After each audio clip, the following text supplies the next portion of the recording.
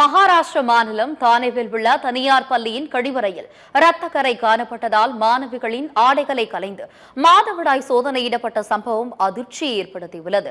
தானே மாவட்டத்தின் ஜஹாபூர் பகுதியில் செயல்பட்டு வரும் தனியார் பள்ளி ஒன்றின் கழிவறையில் இரத்தக்கரை காணப்பட்டது. இதையடுத்து 5 முதல் 10ஆம் வகுப்பு வரை பயிலும் மாணவிகள் அனைவரும் பள்ளியின் கூட்ட அரங்கத்துக்கு வரவழைக்கப்பட்டு புரொஜெக்டரில் இரத்தக்கரை படங்கள் காண்பிக்கப்பட்டன.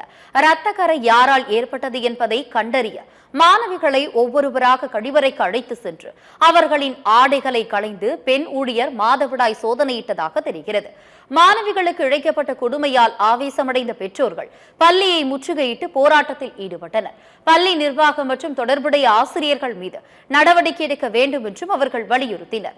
இது தொடர்பாக பெற்றோர்கள் அளித்த புகாரில் பள்ளி முதல்வர், பெண் ஊழியர் ஆகிய 5 பேர் போக்சோ சட்டத்தின் கீழ் கைது செய்யப்பட்டுள்ளனர்.